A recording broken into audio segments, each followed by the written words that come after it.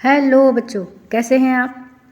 आज हम class 7 subject science अध्याय 12 जिसका नाम है वन हमारी जीवन रेखा। तो इस पाठ के हम सभी प्रश्न उत्तरों को देखने वाले हैं। तो आइए प्रश्न उत्तर देखते हैं। पाठगत प्रश्न। प्रश्न 1, क्या आप बता सकते हैं कि पीपल का पौधा दीवारों पर कैसे उग जाता है। यानी कि दीवार पर किसी ने लगाया तो है नहीं, तो फिर वह दीवार पर किस प्रकार से उग जाता है।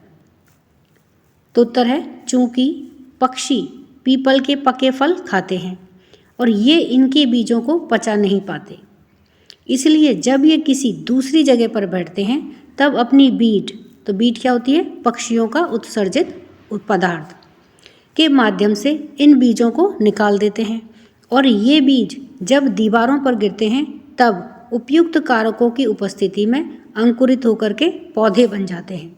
इस तरह से पीपल का पौधा दीवारों पर उग जाता है।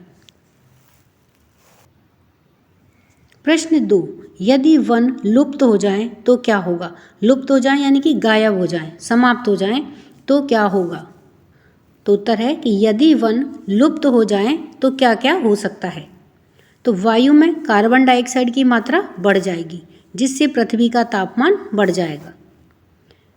आगे है कि पेड़ों और पादपों की अनुपस्थिति में जीवों को खाद्य और आश्रय नहीं मिलेगा। पेड़ों की अनुपस्थिति में मृदा यानी कि मिट्टी जल को नहीं बांध पाएगी जिससे कि बाढ़ आएगी।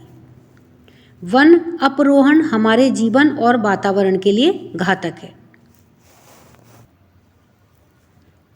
अभ्यास प्रश्न 1, समझाइए कि वन में रहने वाले जंतु किस प्रकार से वनों की वृद्धि करने और पुनर्जनन में सहायक होते हैं।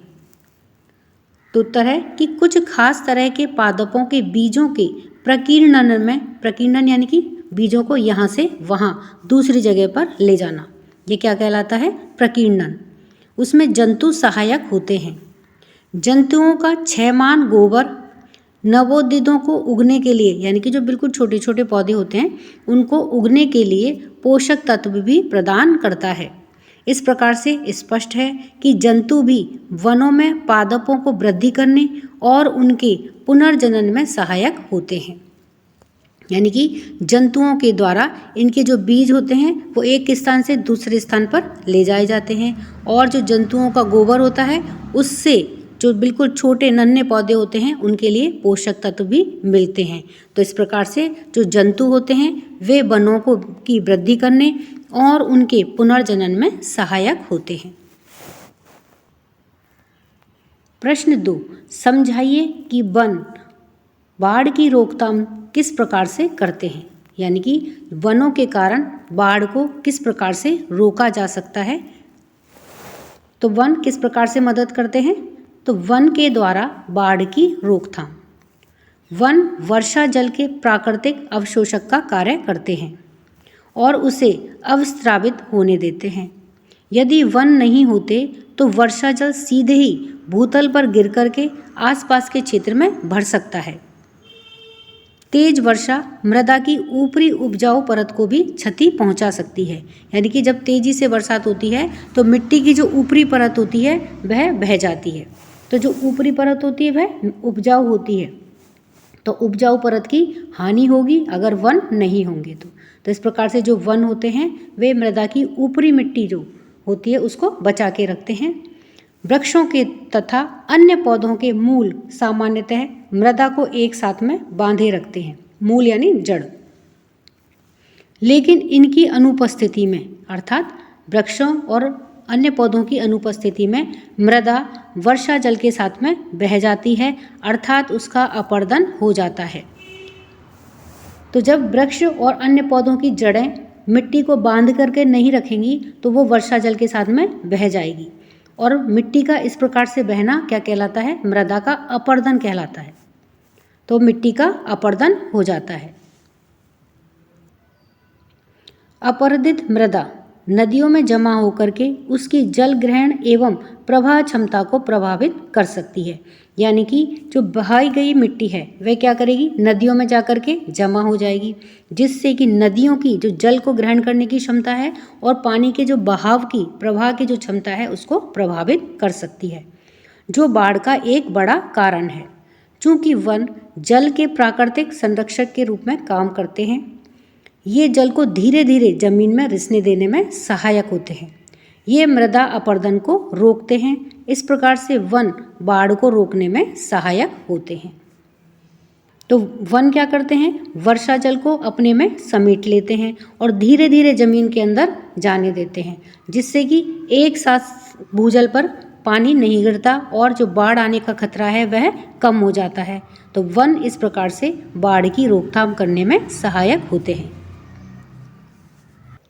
प्रश्न 3, अपघटक किन्हें कहते हैं? इनमें से किन्हीं दो के नाम बताइए और ये वन में क्या करते हैं? तो देखिए, अपघटक क्या होते हैं कि पादपों यानी कि पौधों और जंतुओं के मृत शरीर को ह्यूमस में परिवर्तित करने वाले सूक्ष्म जीव अपघटक कहलाते हैं। और दो अपघटकों के नाम हैं बैक्टीरिया और मशरूम। ये अपघटक के रूप में कार्य करते हैं। अब अपघटक वन में क्या करते हैं? तो अपघटक वन में उगने वाले पादपों के लिए पोषक तत्वों की आपूर्ति को बनाए रखने में सहायक होते हैं। प्रश्न 4, वायुमंडल में ऑक्सीजन और कार्बन डाइऑक्साइड के बीच में संतुलन को बनाए रखने में वनों की भूमिका को समझाइए। तो पादप प्रकाश संश्लेषण के द्वारा ऑक्सीजन निर्मुक्त करते हैं अर्थात छोड़ते हैं। तो देखिए, ये क्या है, यहाँ पर पादप है, पादप यानी पौधे। तो ये प्रकाश संश्लेषण की क्रिया करते हैं और वायुमंडल में ऑक्सीजन गैस को छोड़ते हैं। और इस प्रकार से पादप जंतुओं के श्वसन के लिए ऑक्सीजन उपलब्ध कराने में सहायक होते हैं। अब यह जो ऑक्सीजन पौधों के द्वारा छोड़ी गई है, इस ऑक्सीजन को जंतु यानी कि मनुष्य या कोई भी जीवित जंतु वो क्या करता है, अपने श्वसन में इस ऑक्सीजन को काम में लेता है। और यह जंतु जब अपना श्वसन करते हैं तो उसमें कार्बन डाइऑक्साइड को वापस वायुमंडल के अंदर छोड़ते हैं। और इस कार्बन डाइऑक्साइड को पादप पुनः अपने काम में जब प्रकाश संश्लेषण की क्रिया करते हैं तो इस कार्बन डाइऑक्साइड का उपयोग करते हैं और फिर वापस वह ऑक्सीजन वायुमंडल में छोड़ते हैं। तो इस प्रकार से जो पादप होते हैं वे वायुमंडल में ऑक्सीजन और कार्बन डाइऑक्साइड के संतुलन को बनाए रखते हैं। प्रश्न 5, समझाइए कि वनों में कुछ भी व्यर्थ क्यों नहीं होता है? तो उत्तर है कि अपघटक मृत पादपों और जंतुओं के पोषक तत्व मृदा में निर्मुक्त करते रहते हैं। तो अपघटकों को क्या कार्य होता है कि वे कोई भी जंतु या पौधा जब मर जाता है तो वे उसके पोषक तत्वों को मिट्टी के अंदर छोड़ते रहते हैं, निर्मुक्त करते रहते हैं। वहाँ से ये पोषक तत्व पुनः सजीव पादपों के मूलों के द्वारा अवशोषित कर लिए जाते हैं। अब ये पोषक तत्व जो अपघटकों के द्वारा निर्मुक्त किए गए हैं, ये घटक सजीव पादपों की जड़ों के द्वारा अवशोषित कर लिए जाते हैं। वन में जब कोई जंतु मर जाता है तो वह गिद्धों, कौओं, गीदड़ों और कीटों का भोजन बन जाता है। तो पहले तो पादपों का था कि पादपों का कुछ भी किस प्रकार से व्यर्थ नहीं होता है। कैसे, जब कोई पौधा मर जाता है तो वह किस प्रकार से पोषक तत्व में उनको बदल करके दूसरे पादपों के द्वारा वह अवशोषित कर लिया जाता है। अब जंतुओं का है कि यदि वन में कोई जंतु मर जाता है तो वह दूसरे जीवों के द्वारा, कीटों के द्वारा खा लिया जाता है, तो वह उसके भोजन के रूप में काम आता है। तो इस प्रकार से पोषक तत्वों का चक्र चलता रहता है। तो इसलिए वन में कुछ भी व्यर्थ नहीं जाता है। प्रश्न 6, ऐसे 5 उत्पादों के नाम बताइए जिन्हें हम वनों से प्राप्त करते हैं। तो देखिए, वनों से वैसे तो हम बहुत सारे अनगिनत उत्पाद प्राप्त करते हैं, लेकिन हमें केवल 5 उत्पादों के नाम पूछे हैं। तो 5 उत्पादों के नाम हैं लकड़ी, औषधीय पादप, गोंद, मसाले और जंतुओं का चारा इत्यादि ऐसे पदार्थ हैं या ऐसे उत्पाद हैं जिन्हें हम वनों से प्राप्त करते हैं। प्रश्न 7, रिक्त स्थानों की पूर्ति कीजिए। तो यहाँ पर देखिए क से लेकर के घ तक में ये वाक्य दिए गए हैं जिनमें बीच में रिक्त स्थान है, खाली जगह है, और इस खाली जगह में हमें उपयुक्त शब्द भर करके इनको पूरा करना है। तो आइए देखते हैं कि इन खाली जगहों में क्या भरा जाएगा। अब देखिए रिक्त स्थान में सबसे पहले है क में कि कीट, तितलियां, मधुमक्खियां और पक्षी पुष्पीय पादपों की रिक्त स्थान में सहायता करते हैं। तो यहाँ पर देखिए रिक्त स्थान में क्या आएगा, परागण। तो कीट, तितलियां, मधुमक्खियां और पक्षी पुष्पीय पादपों की, पुष्पीय पादप यानी कि जिनमें पुष्प वाले जो पादप होते हैं उनकी परागण में सहायता करते हैं। ख है वन परिशुद्ध करते हैं रिक्त स्थान और रिक्त स्थान को। तो यहाँ पर देखिए पहले रिक्त स्थान में क्या आएगा, जल, और दूसरे रिक्त स्थान में आएगा हवा। तो वन परिशुद्ध करते हैं जल और हवा को। ग है शाक वनों में रिक्त स्थान परत बनाते हैं। तो रिक्त स्थान में क्या आएगा, सतही, शाक वन में सतही परत बनाते हैं। घ है वन में क्षयमान पत्तियां और जंतुओं की लीद रिक्त स्थान को समृद्ध करते हैं। तो रिक्त स्थान में क्या आएगा, ह्यूमस। वन में क्षयमान पत्तियां और जंतुओं की लीद ह्यूमस को समृद्ध करते हैं, यानी कि उसमें पोषक तत्वों को छोड़ करके ये ह्यूमस को और शक्तिशाली बनाते हैं, उसको समृद्ध बनाते हैं, पोषक वाली बनाते हैं। प्रश्न 8, हमें अपने से दूर स्थित वनों से संबंधित परिस्थितियों और मुद्दों के विषय में चिंतित होने की क्यों आवश्यकता है। यानी कि वनों में क्या परिस्थितियां चल रही हैं और उनमें क्या मुद्दे हैं, जबकि हम उनसे बहुत दूर बैठे हुए हैं, तो हमें उनके बारे में चिंता करने की आवश्यकता क्यों है। तो उत्तर है कि वन वर्षा जल के प्राकृतिक अवशोषक का कार्य करते हैं और उसे अविस्रावित होने देते हैं। यह वर्ष भर भौम जल यानी कि भूमि का जो जल होता है उसके स्तर को बनाए रखने में सहायक करते हैं या सहायता करते हैं। वन न सिर्फ बाढ़ को नियंत्रित करने में सहायक होते हैं बल्कि नदियों में जल के प्रवाह को बनाए रखने में भी सहायक होते हैं, जिससे हमें जल की सतत यानी कि लगातार आपूर्ति मिलती रहती है।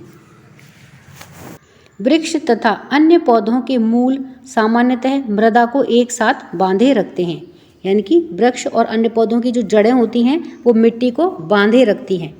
ये हमें ऑक्सीजन प्रदान करते हैं और अनेक जंतुओं को आश्रय भी प्रदान करते हैं। ये अपने आसपास के क्षेत्रों में वर्षा का उचित स्तर बनाए रखने में भी सहायक होते हैं। हमें बहुत सी उपयोगी वस्तुएं भी वनों से प्राप्त होती हैं, इसीलिए हमें अपने से दूर स्थित वनों से संबंधित परिस्थितियों और मुद्दों के विषय में चिंतित होने की आवश्यकता होती है, क्योंकि हमारा पूरा जीवन ही वनों के ऊपर या पेड़ पौधों के ऊपर निर्भर होता है। प्रश्न 9, समझाइए कि वनों में विभिन्न प्रकार के जंतुओं और पादपों के होने की आवश्यकता क्यों है। तो उत्तर है कि सामान्यतः पादप अपना भोजन स्वयं बनाते हैं। सभी जंतु चाहे वे शाकाहारी हों अथवा मांसाहारी, अंततः वे भोजन के लिए पादपों पर ही निर्भर होते हैं। यानी कि जो पेड़ पौधे होते हैं वे तो अपना भोजन स्वयं बनाते हैं, परंतु जंतु चाहे वे शाकाहारी हो यानी कि पेड़ पौधे खाने वाले हों या फिर मांसाहारी यानी कि मांस खाने वाले हों, वे सभी अपने भोजन के लिए किस पर निर्भर होते हैं, पेड़ पौधों पर ही निर्भर होते हैं। जो जीव पादपों का भोजन करते हैं उन्हें अक्सर अन्य जंतुओं के द्वारा भोजन के रूप में ले लिया जाता है और इस प्रकार से यह क्रम चलता रहता है। उदाहरण के लिए घास को कीटों के द्वारा खाया जाता है, यानी कि जो घास होती है उसे कौन खाते हैं, कीड़े खाते हैं, और कीटों को मेंढक के द्वारा खाया जाता है, मेंढक को सर्प के द्वारा तथा सर्प को उकाब यानी कि गरुड़ के द्वारा खा लिया जाता है। इसे हम खाद्य श्रृंखला या फिर फूड चेन कहते हैं। तो देखिए ये घास है, इसको सबसे पहले कौन खाएगा, कीट खाएगा, कीड़े ने खाया, और इस कीट को कौन खाता है, मेंढक खाता है। मेंढक को फिर किसने खाया, आगे सर्प ने यानी कि सांप ने खाया, और सांप को कौन खाता है, गरुड़ या उकाब। तो यानी कि एक दूसरे का भोजन है, तो इसको हम क्या कहते हैं, फूड चेन या खाद्य श्रृंखला, जिसमें सब एक दूसरे के ऊपर निर्भर होते हैं। अब यदि बीच में से कोई भी एक श्रृंखला गायब हो गई, जैसे कि मान लो ये कीट गायब हो गया, तो इधर तो इस घास को कोई खाने वाला नहीं बचेगा, तो ये बेतरतीब तरह से उगेगी। और दूसरा, इस मेंढक के जीवन के ऊपर भी संकट आ जाएगा, क्योंकि यह कीट को खाता था और कीट का जो है वह समाप्त हो गया, तो मेंढक का जीवन भी संकट में आ जाएगा। तो एक चेन में से अगर एक कड़ी टूट जाएगी तो पूरी जो भोजन श्रृंखला है, जो खाद्य श्रृंखला है, उस पर संकट आ जाता है, क्योंकि सब एक दूसरे से जुड़े हुए हैं, एक दूसरे के ऊपर निर्भर हैं। तो वन में अनेक खाद्य श्रृंखलाएं पाई जाती हैं। जैसा यहाँ पर तो एक खाद्य श्रृंखला दी गई है, इसी प्रकार से वन में इस प्रकार की अनेकों खाद्य श्रृंखलाएं होती हैं। सभी खाद्य श्रृंखलाएं परस्पर संबंधित होती हैं, यानी कि एक दूसरे के ऊपर निर्भर होती हैं। यदि किसी एक खाद्य श्रृंखला में कोई विघ्न पड़ता है तो यह अन्य श्रृंखलाओं को प्रभावित करता है। वन का प्रत्येक भाग अन्य भागों पर निर्भर होता है। यदि वन के किसी घटक, जैसे कि वृक्ष को अलग कर दिया जाए, तो इससे अन्य सभी घटक प्रभावित होते हैं। इसी प्रकार से वनों में विभिन्न प्रकार के जंतुओं और पादपों के होने की आवश्यकता होती है। प्रश्न 10, चित्र 12.15 में चित्रकार चित्र को नामांकित करना और तीरों के द्वारा दिशा दिखाना भूल गया है। तीरों पर दिशा को दिखाइए और चित्र को निम्नलिखित नामों के द्वारा नामांकित कीजिए। तो यहाँ पर देखिए नाम दे रखे हैं: बादल, वर्षा, वायुमंडल, कार्बन डाइऑक्साइड, ऑक्सीजन, पादप, जंतु, मृदा, अपघटक, मूल और भौमजल स्तर। तो इन सभी को हमें चित्र के अंदर नामांकित करके बताना है कि ये चित्र में कहाँ पर है। तो देखिए, यह तो चित्रकार के द्वारा बनाया गया चित्र है, जिसमें वह चित्र तो उसने सब बना दिया लेकिन नामांकन करना भूल गया। और यह हमारे द्वारा बनाया गया चित्र है, जिसमें हमें इन सभी घटकों के नाम देने हैं। तो देखिए यहाँ पर ये देखिए, ये वायुमंडल है। वायुमंडल मतलब हमारे चारों ओर का पर्यावरण, तो यह वायुमंडल है। और यह देखिए, ये बादल है। ये इस प्रकार से जो हो रही है, यह क्या है? वर्षा है। तो ये देखिए वर्षा है। ऑक्सीजन और कार्बन डाइऑक्साइड तो चित्रकार ने भी लिखे हैं। तो ये देखिए, ये ऑक्सीजन हो गई, ये कार्बन डाइऑक्साइड हो गई। और यह पादप है, यानी कि यह पेड़ पौधे हैं। अब यहाँ पर देखिए एक जंतु दिख रहा है, तो ये जंतु है। यह मिट्टी है, तो यहाँ पे क्या हो गया? ये मृदा। और ये देखिए छोटे छोटे पेड़ पौधे उगे हुए हैं, ये क्या है? अपघटक।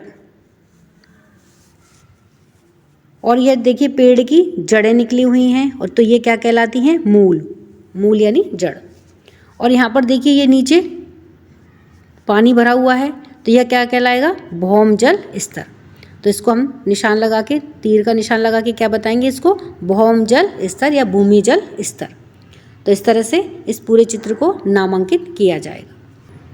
प्रश्न 11, निम्नलिखित में से कौन सा वन उत्पाद नहीं है? यानी कि इनमें से जो 4 ऑप्शन यहाँ पे दिए गए हैं, उनमें से कौन सा ऐसा उत्पाद है जो हम वन से प्राप्त नहीं करते हैं? तो देखिए पहला है गोंद, तो ये हमें वन से प्राप्त होता है। प्लाईवुड यानी कि लकड़ी, तो ये हमें कहाँ से प्राप्त होती है? वनों से प्राप्त होती है। सील करने की लाख, तो लाख भी हमें वनों से प्राप्त होती है। और चौथा है कैरोसिन। कैरोसिन यानी कि मिट्टी का तेल, तो मिट्टी का तेल हमें वनों से प्राप्त नहीं होता है। तो ऐसा कौन सा उत्पाद है जो वनों से प्राप्त नहीं होता है? तो उत्तर आएगा चौथा, कैरोसिन। प्रश्न 12, निम्नलिखित में से कौन सा वक्तव्य सही नहीं है? यानी कि कौन सा जो कथन है, जो सेंटेंस है, वह सही नहीं है। तो पहले इन चारों सेंटेंसेस को पढ़ते हैं और फिर देखते हैं कि कौन सा सही नहीं है। तो पहला है कि वन मृदा को अपरदन से बचाते हैं। तो यह कथन सही है, क्योंकि जो वन होते हैं वह मिट्टी को रोक करके रखते हैं, अपने में जकड़ करके रखते हैं और उसको बहने से बचाते हैं। तो इस तरह से जो वन है वो मृदा को अपरदन से बचाते हैं। दूसरा है, वन में पादप और जंतु एक दूसरे पर निर्भर नहीं होते हैं। तो देखिए इसमें ये कथन गलत है, क्योंकि वन में तो पादप और जंतु एक दूसरे पर निर्भर होते हैं।